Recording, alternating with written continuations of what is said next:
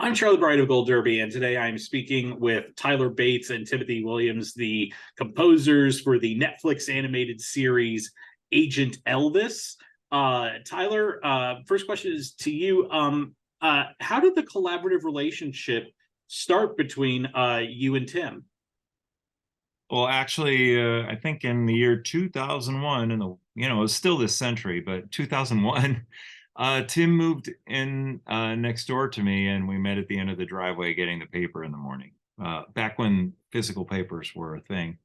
But yeah, we literally met at the end of the driveway and started talking and realized quickly that we were both musicians and wrote music for a living and just became friends from there. And ultimately, we started working together within, the ensuing years, of course.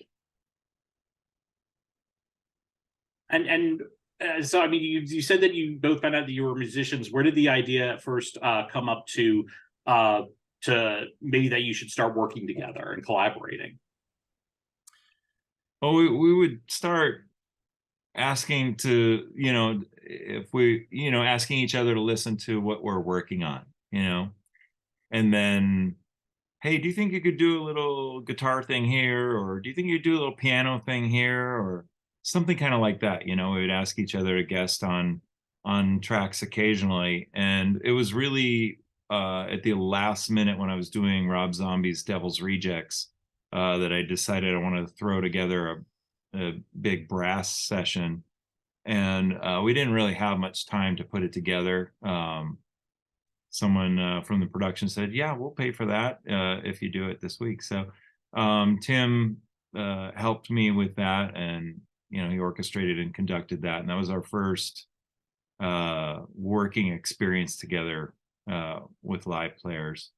But that ebbed into a number of things, and through our friendship and our collaborative effort working together, we've gotten into working on TV shows together and movies and all that. Tim, the next question I want to ask to you: what aspects of Agent Elvis attracted you most to working on the project? Well, I just love the idea of the concept. You had Matthew McConaughey as Elvis, and you had this kind of almost like a Forrest Gump reinterpretation of the life of Elvis. What if he were a secret agent? What would his secret life look like? You were told it was very Quentin Tarantino inspired, a lot of kick-ass fight scenes. Just the whole concept of it was really interesting. Plus, the era that it's set in is late 60s, early 70s, which is one of my all-time favorite periods of music. Just so much incredible stuff came out of that period of time, and to be able to kind of immerse ourselves in that period, both in terms of what was happening with keyboards and production and drums and guitars and just all the stuff that was being experimented with. It felt like a really fun kind of sandbox to play in. Yeah, it turned out, the John Eddie Cummings, the show creator, and the staff of producers from Netflix and everyone involved really prompted Tim and I to enjoy being quite zany with our approach. And I would say the real fun of it was that Tim and I were very musical with it, because we had to be very musical because everything was practical. So, none of it is really samples, so all the drums and percussion is live, all the guitars and basses are live, keyboards are all live, voices are all live. So, the opportunity to make music in that way is so fun, especially when part of it is, based on the material and the characters, where Elvis is a little bit snarky towards some of the popular acts of the time. And that's featured in several of the episodes, where we kind of get to have a little fun with the stylings of artists of that era. So for us, just as friends, it was just a great fun thing to do. Like, we don't golf, so like doing this is fun, like we're trading sessions back and forth and just talking about it and really enjoying it. And the people were fantastic to work with. So I would take that any day of the week. And Tyler, what is the process like that goes into composing a score when you have another person you're working with on the piece? Because usually I always think, at least for me, when I think of someone composing, I think of someone, doing something on their own, and I'm just wondering how do you go about doing that in a collaborative manner?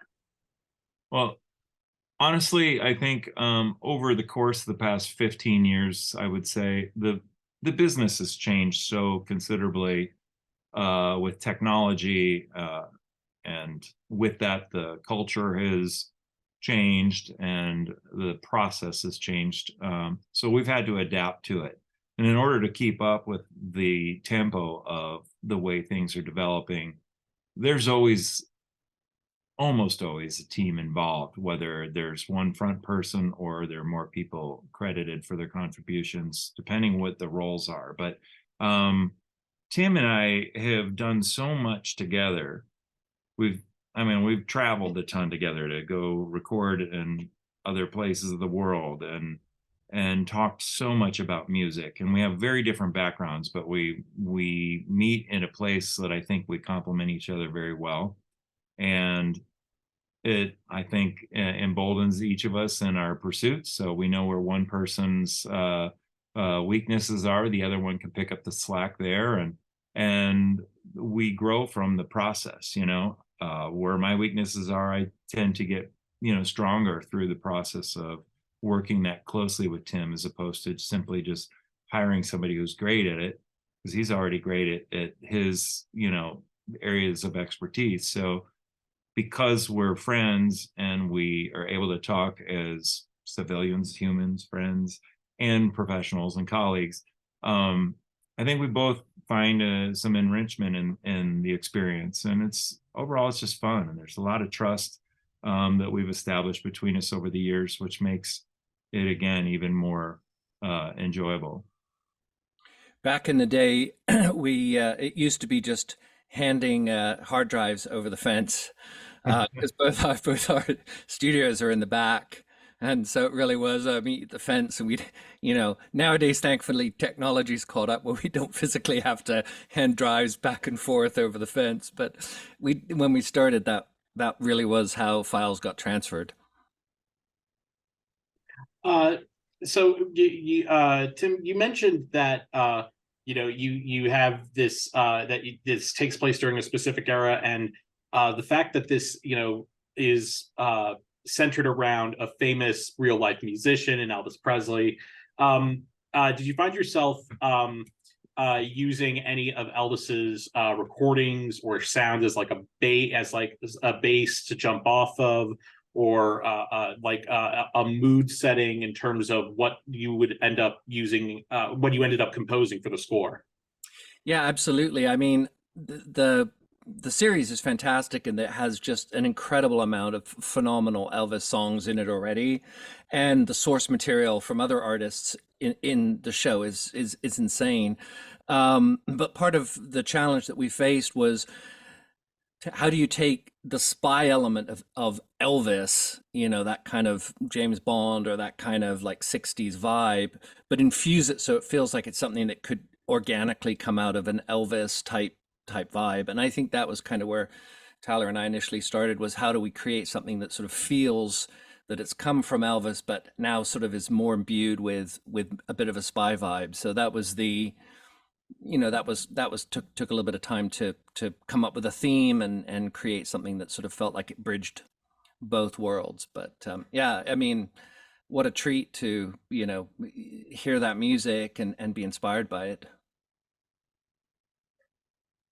And Tyler, one of the things I usually notice with scores is that sometimes composers will lean into using a specific instrument to convey a specific tone or attitude. And I was wondering if you found yourselves doing that with any aspects of the score for this.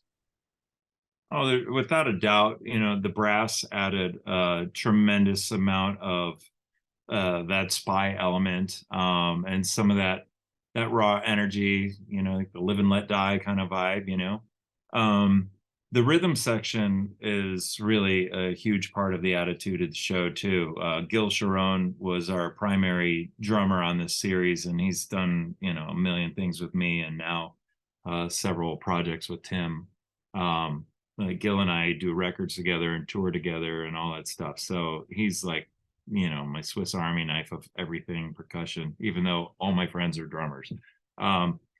But we would develop some of the cues to picture with Gil at the kit, and it was very conversational.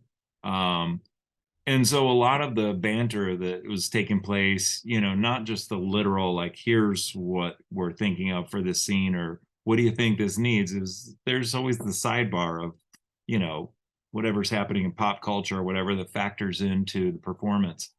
And it's some of the, just the humor and all that we exchange, experience as friends, that goes into the moment that we're capturing.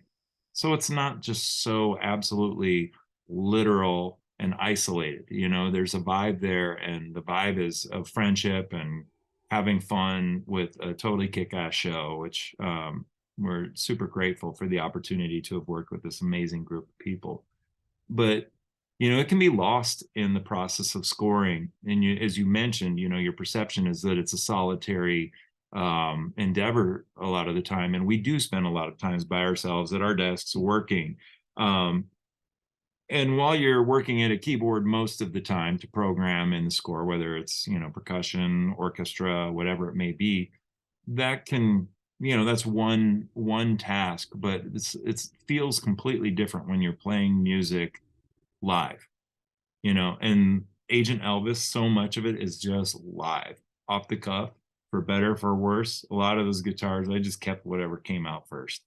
Like, bam, that's it. Because we wanted it to have that energy of being a little bit feral, and that's kind of the way the show is designed.